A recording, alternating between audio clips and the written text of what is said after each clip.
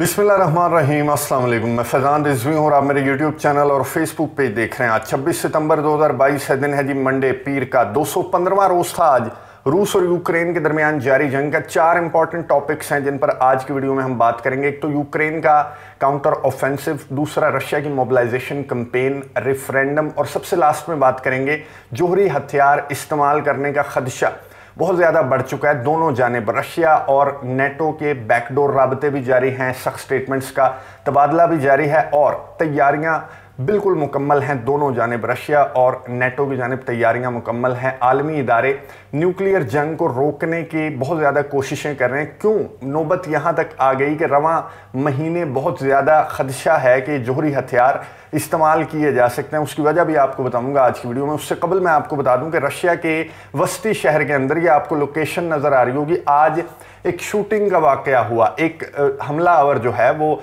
दाखिल हुआ स्कूल में, पहले उसने गार्ड को मारा और फिर वो अंदर दाखिल हुआ, उसके पास गन थी, उसने अंधाधुंध फायरिंग की। अभी तक की रिपोर्ट्स के मुताबिक इस वक्त जब मैं वीडियो रिकॉर्ड कर रहा हूं तो उस हमले के नतीजे में 15 बच्चे हलाक हुए। टीचर्स भी शामिल थी, छोटे बच्चे भी शामिल थे, बड़ी क्लासेस के बच्चे भी शामिल थे। 15 बच्चे टोटल हलाक हुए और 21 से ज़्यादा ज़ख्मी है। मज़ीद हलाकतों का खदशा भी है और ये कार्रवाई करने के बाद इस हमला आवर ने खुद को गोली मार ली, खुदकुशी कर ली। और अभी तक की इन्वेस्टिगेशन के मुताबिक इस हमला आवर ने ब्लैक रंग की टी शर्ट पहन रखी थी और उस पर नाजी सिंबल्स बने हुए थे। अब मैं आपको ये बता दूं कि नाजी सिंबल्स वाली टी शर्ट्स आजकल यूक्रेन के सदर व्लादिमीर ज़ेलेंस्की के जो प्राइवेट पर्सनल गार्ड्स हैं वो पहन रहे हैं। लेकिन अभी तक की इन्वेस्टिगेशन के बाद कोई भी बात नहीं बताई गई। अभी कुछ कहना कबलस वक्त है कि कोई गन शूटिंग का वाकया था, गन वायलेंस का वाकया था, या इसके पीछे भी यूक्रेन था या क्या वजह थी। अभी इन्वेस्टिगेशन चल रही है। जो ही इन्वेस्टिगेशन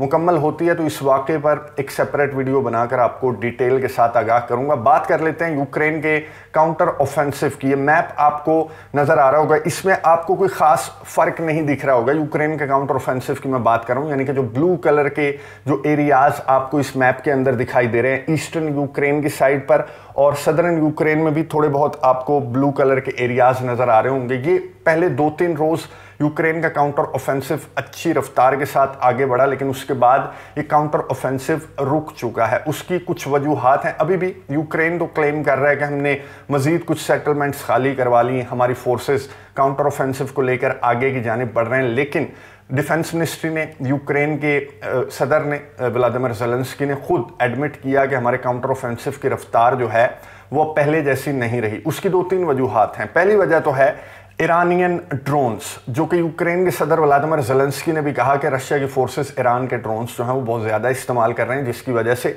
हमारे काउंटर ऑफेंसिव की रफ्तार थोड़ी सी स्लो हुई है। दूसरी वजह है चेचन फाइटर्स 30,000 हैं जो कि सदर्न और ईस्टर्न यूक्रेन की साइड पर पहुंचे हैं और चेचन फाइटर्स ने यूक्रेन के काउंटर ऑफेंसिव को रोका। चेचनिया के अंदर, चेचनिया का जो सोशल मीडिया है, चेचनिया के जो लीडर हैं रमज़ान कदरोव, उनका जो टेलीग्राम है उस पर इस तरह की बातें की जा रही हैं कि चेचन फाइटर्स वहां पर पहुंचे और यूक्रेन का जो काउंटर ऑफेंसिव है वो वहीं पर उसको ब्रेक लग गई। फिर वैगनर्स को भी क्रेडिट दिया जा रहा है। जो वैगनर ग्रुप मैंने आपको बताया था कि बहुत इंपॉर्टेंट ग्रुप है, बहुत इंपॉर्टेंट प्राइवेट आर्मी है व्लादिमीर पुतिन की, उन्हें भी क्रेडिट दिया जा रहा है एक्सपर्ट्स की जानिब से कि वैगनर को जो टास्क दिया जाता है वो उसे फुलफिल करते हैं और हमेशा की तरह उन्होंने यूक्रेन के काउंटर ऑफेंसिव को रोकने का टास्क भी फुलफिल किया। और सबसे बड़ी वजह जो बताई जा रही है इस काउंटर ऑफेंसिव की रफ्तार में कमी की, वो है मोबिलाइजेशन, जिसका ऐलान रशिया के सदर व्लादिमीर पुतिन ने किया था, जिसके तहत 3 लाख फौजी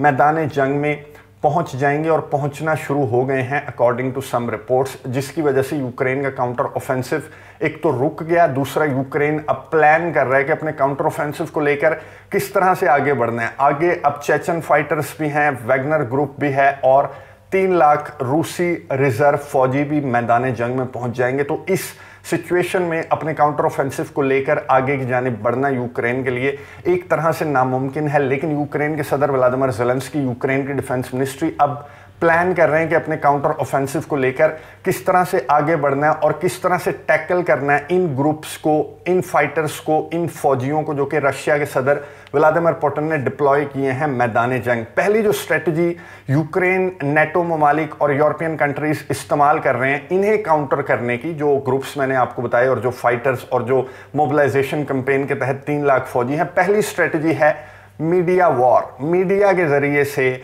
मोबिलाइजेशन कैंपेन को नाकाम करने की कोशिश कर रहा है यूरोपियन मीडिया, मगरबी मीडिया। जिस तरह की रिपोर्टिंग की जा रही है कि रूसी डर गए, रूसी अपने मुल्क को छोड़ के भाग रहे हैं, वो यूरोपियन कंट्रीज मुंतकिल हो रहे हैं, मुजाहिरे चल रहे हैं रशिया के अंदर। 2000 मुजाहिरीन, अभी तक की रिपोर्ट्स के मुताबिक 2000 मुजाहिरीन जो इस मोबिलाइजेशन के खिलाफ, जो कि व्लादिमीर पुतिन ने कहा था कि 3 लाख फौजी जो हैं वो मैदान जंग में भेजे जाएंगे जो कि रिजर्व फौजी होंगे। तो फिर रशियन जो हैं वो प्रोटेस्ट कर रहे हैं, मुजाहिरे कर रहे हैं, जिसके नतीजे में 2000, अभी तक की रिपोर्ट के मुताबिक 2000 मुजाहिरीन गिरफ्तार हुए हैं। फिर यूरोपियन कंट्रीज इस तरह के बयानात दे रहे हैं कि हम अपने बॉर्डर्स बंद कर रहे हैं या हम अपने बॉर्डर्स खोल रहे हैं रशियंस के लिए, रशियंस आकर यहाँ पर रह सकते हैं। या फिर बाल्टिक स्टेट्स जो हैं, लैटविया, लिथुआनिया, इस्टोनिया, वो कह रहे हैं कि हम अपने बॉर्डर्स नहीं खोलेंगे रशियंस के लिए। इस तरह की हाइप क्रिएट की जा रही है। यानी कि अब इंटरनेशनल मीडिया अगर आप उठाकर देखें तो हेडलाइंस में यही है कि रूसी प्रोटेस्ट कर रहे हैं, मोबिलाइजेशन कैंपेन फेल हो गई। इस तरह का प्रोपेगेंडा करके इस मोबिलाइजेशन को और रूसियों के मोराल को, रूसी फोर्सेस के मोराल को डाउन करने की कोशिश की जा रही है। और एक बहुत बड़ा टूल है मीडिया का, जो टूल है एक बहुत बड़ा हथियार है जो कि यूरोप और मगरब बहुत अच्छे से इस्तेमाल कर रहे हैं, क्योंकि पूरा मीडिया ये लोग कंट्रोल करते हैं। इवन के हमारा इंडिया और पाकिस्तान जैसे ममालिक जो हैं वो मगरबी और यूरोपियन मीडिया को कॉपी करके एज इट इज़ खबरें जो हैं वो उसकी ट्रांसलेशन करके अपनी वेबसाइट्स पर चढ़ा देते हैं। हालांकि सीन ऐसा नहीं है। अब मलदोवा का मैं आपको बताऊं कि मलदोवा की सरबराह ने ऑर्डर्स क्या जारी किए। मलदोवा की सरबराह ने ऑर्डर्स जारी किए कि जो भी डुअल नेशनल्स, यानी कि मलदोवा के वो शहरी जो कि रशिया की नेशनलिटी भी रखते हैं, अगर वो मोबिलाइजेशन का हिस्सा बने या फिर यूक्रेन के खिलाफ लड़ने के लिए गए तो फिर मलदोवा की नेशनलिटी जो है उनकी कैंसिल है। क्या मतलब है इसका? इसका मतलब ये है कि मलदोवा और रशियन नेशनल्स जो हैं, यानी कि मलदोवा के रिहायशी जो कि रूसी नेशनलिटी भी रखते हैं, वो भी मोबिलाइजेशन को ज्वाइन करने की कोशिश कर रहे हैं, मोबिलाइजेशन का हिस्सा बनने की कोशिश कर रहे हैं, मैदान जंग में जाने की कोशिश कर रहे हैं। इसीलिए मलदोवा की सरबराह को ये स्टेटमेंट जारी करना पड़ी कि अगर तुमने ऐसा किया तो तुम्हारी मलदोवा की नेशनलिटी कैंसिल कर दी जाएगी। इसका क्या मतलब है? तो इस तरह की कुछ स्टेटमेंट्स भी सामने आ रही हैं। हंगरी के प्राइम मिनिस्टर ने आज बहुत इंपॉर्टेंट स्टेटमेंट जारी की। उन्होंने कहा कि बिल्कुल फेल हो गई, सैंक्शंस भी फेल हो गई और हमारी स्ट्रेटजी भी फेल हो गई। इवन के इटली की उन्होंने मिसाल देते हुए कहा इटालियन जो प्राइम मिनिस्टर अब आने वाली हैं वो राइट विंग प्राइम मिनिस्टर हैं, उनका झुकाव रूस की तरफ है और उन्हें इलेक्ट किया इटली के अवाम ने। उसकी वजह भी जो हंगरी के प्राइम मिनिस्टर हैं उन्होंने कहा देख लो अब बारी बारी जो है हम सब की बारियां लगेंगी। जो प्रो रशियन लीडर्स हैं यूरोप के अंदर वो अब इलेक्ट होते जाएंगे, वो इक़्तिदार में आते जाएंगे। और जो प्रो नेटो लीडर्स हैं, प्रो वेस्टर्न लीडर्स हैं, जिनका झुकाव वेस्ट की जानिब है, अमेरिका के वो पिट्ठू हैं, तो उनकी बारी ख़त्म। तो इस तरह की स्टेटमेंट हंगरी की जानिब से भी सामने आई। तो मोबिलाइजेशन कैंपेन को बहरहाल यूरोपियन मीडिया बहुत ज़्यादा रोकने की कोशिश कर रहा है, इस तरह से मीडिया टैक्टिक्स इस्तेमाल करके। दूसरा, यूक्रेन के सदर व्लादिमीर ज़ेलेंस्की ने कहा कि जनाब ये काफ़ी नहीं है, आप हमें हथियार दें, गोला बारूद दें और मिसाइल डिफेंस सिस्टम दें तो हम आपको ये काउंटर ऑफेंसिव आगे बढ़ाकर दिखाएंगे और मोबिलाइजेशन को नाकाम बनाकर दिखाएंगे। तो अमेरिका ने कहा कि यस सर, ये लें, आपको एयर डिफेंस सिस्टम हमने प्रोवाइड कर दिया, आपको ईरान के ड्रोन से ख़तरा है या फिर एयर स्ट्राइक से ख़तरा है तो आप इसको रोकें, आपको मज़ीद इमदाद भी मिलती रहेगी। जिसके बाद 1-2 घंटे के बाद एक और ऐलान अमेरिका की जानिब से सामने आया कि मज़ीद इमदाद का ऐलान किया, मिलियंस ऑफ डॉलर्स की इमदाद का ऐलान किया अमेरिका ने। और अमेरिका, जर्मनी, यूरोपियन कंट्रीज़ की जानिब से इस तरह की स्टेटमेंट सामने आ रही हैं कि हम आपकी मदद इमदाद जारी रखेंगे। आपने जो मोबिलाइजेशन कैंपेन है या चेचन या वैगनर ग्रुप्स हैं इनसे डरकर आपने अपने काउंटर ऑफेंसिव को रोकना नहीं है, चाहे रशिया की जानिब से जो भी स्टेटमेंट सामने आ रही हैं। अब रशिया ने एक स्टेटमेंट जारी करते हुए कहा था कि रेफरेंडम को रोकने की कोशिश की गई तो फिर हम रशिया पर हमला तस्वुर करेंगे, इसलिए भी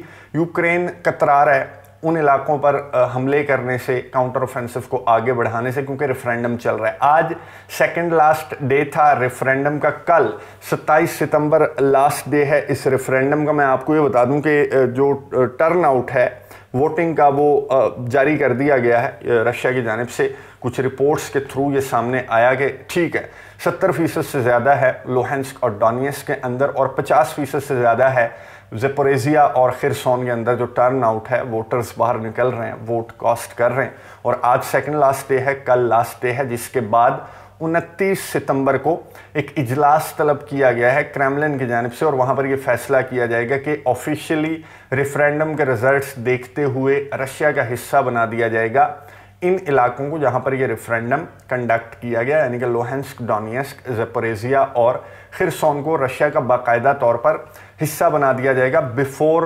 अक्टूबर, यानी कि अगला महीना स्टार्ट होने से पहले पहले तक रशिया ये काम करेगा। और इस तरह की खबरें जो हैं वो गर्दिश कर रही हैं। इसे हर सूरत रोकना है यूक्रेन ने, इसे हर सूरत रोकना है नेटो ने और यूरोप ने। और रशिया ने क्या करना है? रशिया ने हर सूरत इन इलाकों को अपना हिस्सा बनाना है। अब ये होगा 1 अक्टूबर से पहले पहले तक। अब अगर यूक्रेन ने छेड़छाड़ करने की कोशिश की तो रूस के सदर व्लादिमीर पुतिन कह चुके हैं कि आई एम नॉट ब्लफिंग, मैं कोई मजाक नहीं कर रहा यहाँ बैठ के, मैं न्यूक्लियर हथियार इस्तेमाल कर दूंगा अगर तुमने कोई भी हरकत करने की कोशिश की। और उधर नेटो ने हर सूरत इन इलाकों को कब्जे से रोकना है कि रशिया के साथ शामिल ना हो, उसके लिए नेटो प्लानिंग भी कर रहा है। इजलास भी तलब किया गया नेटो का, बहुत इंपॉर्टेंट। एंटनी ब्लिंकन ने भी कहा कि बहुत स्वेयर कॉन्सिक्वेंसेस का सामना होगा। व्हाइट हाउस की तर्जमान ने भी एक स्टेटमेंट जारी करते हुए कहा कि बहुत स्वेयर कॉन्सिक्वेंसेस का सामना होगा रशिया को अगर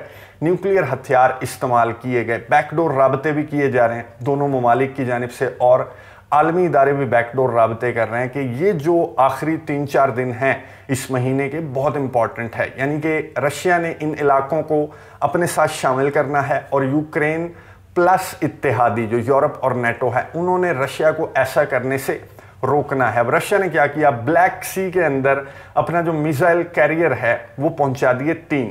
और नेटो ने क्या किया? नेटो बाल्टिक स्टेट्स के अंदर, लिथुआनिया, लैटविया और एस्टोनिया के अंदर नेटो की ड्रिल्स स्टार्ट हो गई हैं, एयर ड्रिल्स हैं।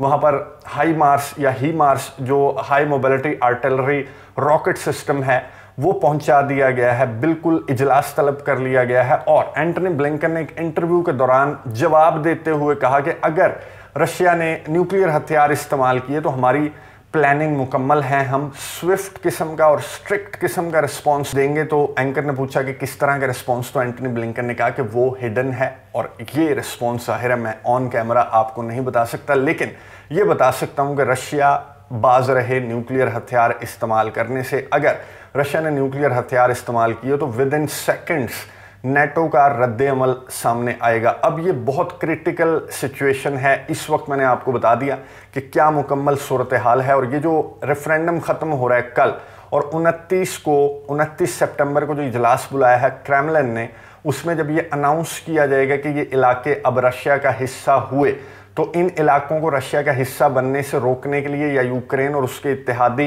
29 सितंबर से पहले कोई कार्रवाई करेंगे, या फिर 29 सितंबर को अनाउंसमेंट के फ़ौरन बाद यूक्रेन की जानिब से अपने इलाकों को वापस लेने के लिए कोई बड़े हमले एक्सपेक्टेड हैं, जिन्हें रोकने के लिए ब्लैक सी के अंदर क्या तैयारी है।